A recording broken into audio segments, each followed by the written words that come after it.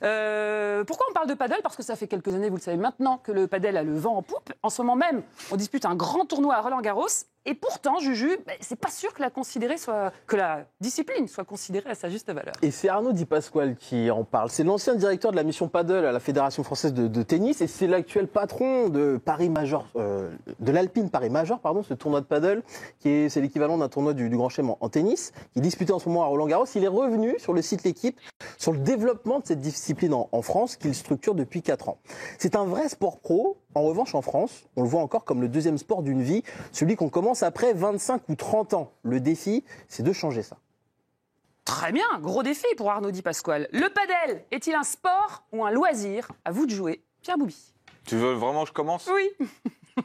Pour moi, c'est un sport de loisir. Enfin, j'ai beaucoup de mal à situer ce sport comme un sport d'élite ou de très grand professionnel.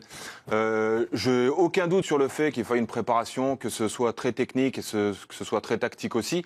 Mais le problème, c'est que tu as le tennis au-dessus. Je suis pas sûr que tous les joueurs de paddle peuvent jouer au haut niveau au tennis, alors que l'inverse se fait. Et j'ai l'impression que des joueurs de foot sont classés, et même très bien classés. C'est un sport qui est facile à apprendre, c'est super ludique, tu peux t'amuser, aller boire un coup derrière, mais à aucun moment, en fait, j'ai envie de considérer ce sport comme du tennis de très haut niveau. Je sais pas, le golf, c'est comme le golf et le mini-golf, quoi, ou le futsal et le foot. Un joueur de futsal ne pourra jamais jouer au très haut niveau au foot. Et un très bon joueur de paddle. T'as des contre-exemples en foot. Ben Yedder, il vient du futsal. À quel âge il a quitté le futsal, rappelle-moi? 17. Alors ça, je ne sais pas. Voilà, à l'âge de 14 ans. Tous les Brésiliens, ils passent par le futsal aussi. Oui, non, mais d'accord, mais là, on dit que c'est un sport de deuxième partie de vie, et c'est la vérité. C'est un sport qui est cool. France, Pierrot, en France. Mais tout le monde peut jouer au paddle. Non, mais tout le monde ne joue pas comme les garçons que tu vois en train de faire leur grande slam. Tu peux m'en citer un, Paris? Non, je peux pas. Et toi, t'es expert tennis, alors imagine. Mais justement, en fait, c'est le problème, c'est qu'en France, nous, on est en retard parce qu'on le voit comme un loisir, parce qu'en plus, c'est les stars qui se sont emparées de cette folie mania du paddle, parce qu'au début, il y avait très peu de salles, même en région parisienne. Dans le sud, il y en a beaucoup plus. Mais ce que très je veux te rentable. dire, c'est que si tu vas en Espagne, en Argentine, ou même sur le territoire du côté de l'Asie ou Bali ou des trucs comme ça, t'as beaucoup plus de terrains de paddle que de tennis. Oui, mais parce que tout le monde peut jouer. Il y a des écoles de paddle. Nous, on n'a pas d'école de paddle comme on a une école de tennis où vous inscrivez votre enfant et il y a une heure de paddle qui est donnée par un BE. Il n'y a pas encore le diplôme d'État qui est reconnu, etc. Donc c'est pour ça que nous, on le voit comme un loisir, comme quand tu joues à la pétanque l'été, etc. Mais si, tu y vas... Mais pourquoi l'accessibilité, ça serait forcément un contre-argument au fait que c'est du sport? Je veux dire, le foot, par exemple, justement, la force du foot, c'est que c'est un sport populaire parce que tout le monde peut en faire, parce que dans la cour de l'école, avec une balle en mousse, on peut en faire. Donc là, pourquoi le paddle? Parce que c'est très accessible.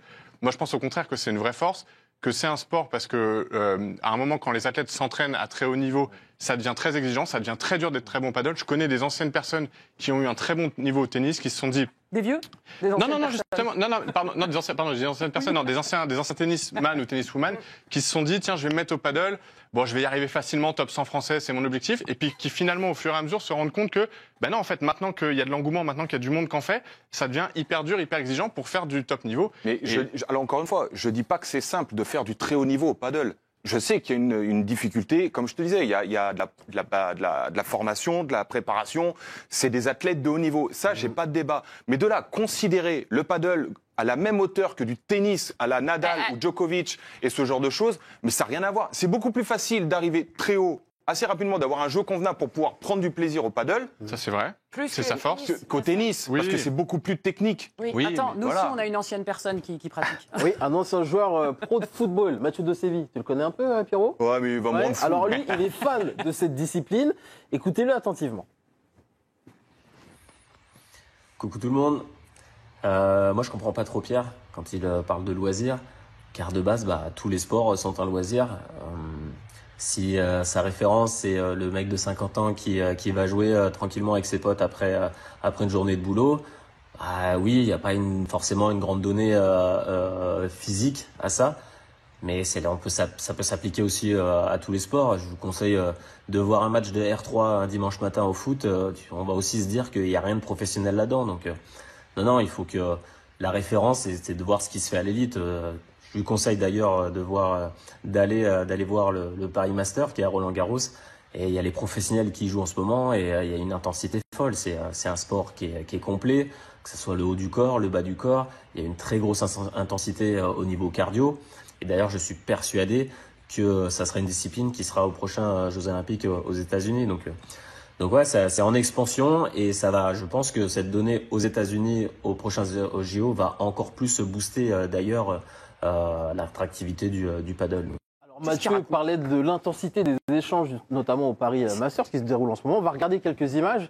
Et Pierre, tu vas me dire si tu n'es pas convaincu par l'argumentation de Mathieu. C'est un vrai sport, ce n'est pas qu'un loisir. Quand tu vois des professionnels comme ça sur ces images en train de le pratiquer. Mais l'un n'empêche pas l'autre. On parle des sports d'élite et premium, des sports de très haut Roland niveau. est toujours aussi vide. Non, mais Est-ce que vous aimez regarder ce qu'on voit là? Est-ce que c'est spectaculaire? Est-ce que ça vous fait rêver? Alors déjà, le problème, c'est que c'est un sport qui n'est pas du tout télégénique. Eh oui. En fait. Bah, Non, mais il y a un vrai problème pour comprendre les effets, pour comprendre la tactique, etc. Donc là, je ne sais pas comment ils vont se réinventer. Il va falloir des réalisations, Même en audience, des hein, c'est caméras. naze, hein. Non, mais en en audience, ça personne marche regarde. pas. C'est compliqué, nous, en France, de remplir des salles parce que les gens ne s'identifient à aucun joueur français de padel. On ne connaît pas les gens. Christophe Jarret. Donc tu penses- Non, mais on a cherché un joueur, le meilleur joueur français, les 99e joueur mondial, et j'ai même pas retenu son Mais nom. c'est Thomas Lair. Legge. Mais t'imagines, ça veut dire qu'en fait, la progression du nombre d'inscrits pour aller faire des paddles est comme ça en flèche, mais par contre, il n'y en a aucun qui connaisse les gens, qui jouent. Mais parce que t'as pas l'historique du tennis aussi. Le tennis, déjà, faut rappeler un truc, parce que là, on parle de la fédération de tennis qui débloque 85 millions. Pourquoi Oui. ils font ça? Parce qu'au final, le tennis Parce que aujourd'hui, c'est rentable à fond. la moyenne d'âge Bah oui. du téléspectateur de tennis, c'est 65 ans. Ah bon?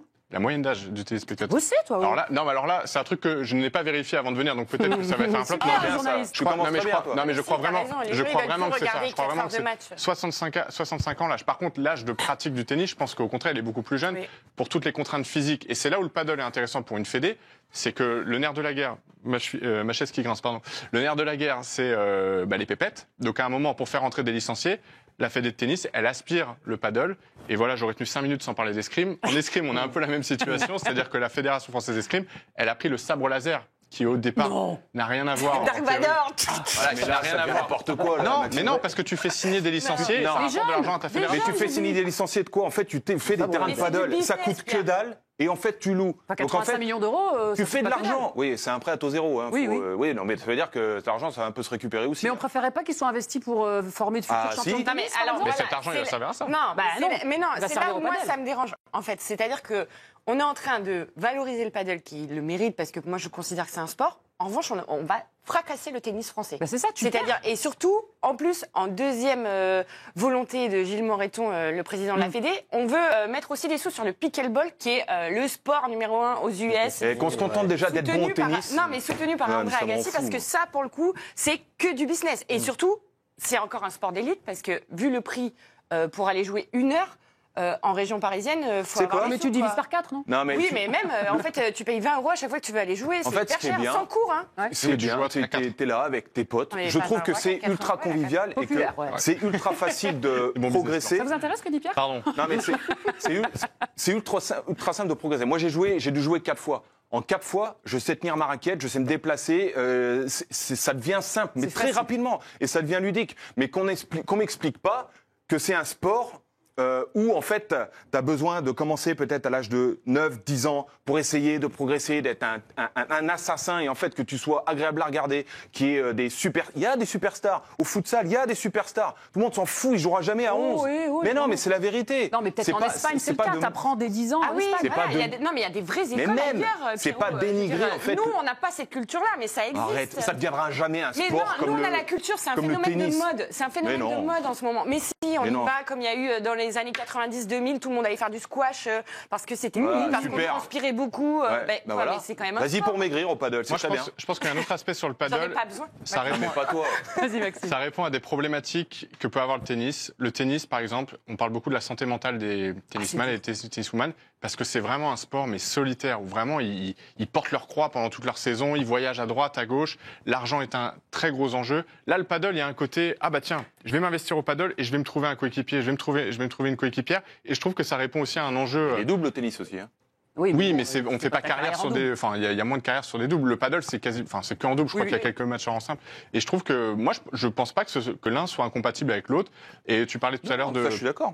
tu parlais du fait que ça pouvait desservir les potentiels futurs tennis, les Français qui allaient faire du tennis, qui allaient plutôt aller vers le paddle. Moi, je pense que l'Espagne, qui est une très grande nation de paddle, ça les empêche pas d'avoir le numéro 1. Moi, je pense qu'un mauvais joueur de tennis qui n'a pas les moyens d'aller très haut, il va plus aller dans le paddle. Tant mieux. C'est bien, mais c'est pas une critique. Mais Et puis surtout, les enfants, plutôt que d'aller apprendre pendant 3 heures comment tu tiens ta raquette pour faire un vrai service, parce que là, on engage par la cuillère, etc., ils vont pas avoir envie. Moi, demain, mon petit, j'ai envie de le mettre et il sait déjà tenir un raquette de balle. En 20 minutes, c'est réglé. Mais tu auras toujours les deux, parce que c'est tellement élitiste le tennis en même temps. Il y a que le top 100 en vie. Enfin, franchement, moi, je pense que... C'est un vrai sport.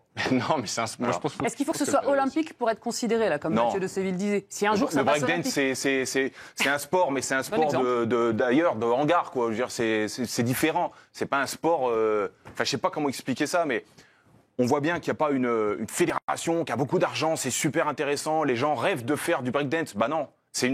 À la base, c'est un loisir, c'est une passion, c'est une vocation, très bien. C'est la même chose pour le paddle. Tu peux faire les Jeux Olympiques et c'est pas pour autant qu'en fait tu deviens un sport d'élite. On est très en retard, c'est Arnaud Di Pasquale, pas dans l'émission, hein, mais en termes de paddle, c'est Arnaud Di Pasquale qui le disait. Est-ce que vous pensez que ça peut être un sport d'avenir? Est-ce que vous y croyez? Est-ce que ça peut se développer? Et quand on aura rattrapé notre moi, je pense que ça va séduire le jeune public. C'est-à-dire que, comme l'a dit très justement Pierre, il n'y a pas besoin de beaucoup de technique. Donc, en fait, vous pouvez aller vous amuser très rapidement. L'âge, du coup, il est beaucoup plus accessible. Il n'y a pas besoin de faire 4 ans d'école de tennis, comme ça peut être rébarbatif. En une année, un enfant de 7-8 ans, il peut relativement s'amuser, etc. Et par contre, on manque de salles. Donc, en fait, c'est là où il va falloir faire beaucoup d'améliorations. Et surtout, moi, je pense qu'il faut descendre les tarifs. Enfin, là, je lance un appel à tous les gens. Mais tant que ton business plan, il marche, tu vas pas baisser les tarifs. Non, mais c'est pas possible parce qu'en fait, on critique déjà le tennis, qui était un sport que d'élite, comme le golf, comme la voile, etc. Donc, si on veut s'amuser et rendre ce sport accessible, il faut diminuer le tarif. Elle est en train de dire que c'est un loisir. Mais c'est le tarif que tout le monde y aille, qu'on rigole et mange des merguez un peu quand même. Non, pas du tout. J'ai dit rendre accessible à tous. Le tennis n'a pas toujours été accessible à tous. Sur le sport olympique, pardon. Vas-y. Sur le sport olympique, pourquoi je pense que ça deviendra pas un sport olympique, en tout cas pas rapidement, c'est parce que le nombre de pays qui le pratiquent. Je ne sais pas ça, mais je pense que il y a toujours aussi l'enjeu du pays organisateur. C'est-à-dire que l'exemple qu'on a eu à Tokyo, au jeu de Tokyo, le karaté qui était plus au jeu est revenu pour le Japon, et puis finalement c'est ressorti pour Paris. Donc tant que l'Amérique du Sud, je pense que c'est pas demain que l'Amérique du Sud va accueillir les Jeux. L'Espagne, j'ai pas l'impression que ça va être demain non plus. Donc là, les prochains Jeux, c'est Los Angeles. Je vois pas le paddle. Justement, on est plus proche à la limite du pickleball. Là, je sais plus. Pickleball, pardon. c'est autre chose. Et je pense pas que l'Australie, ça se développe beaucoup. Donc je pense que c'est pas demain la veille que ce sera. Bon, j'ai hâte de vous voir sur un terrain de paddle tous les 4 là.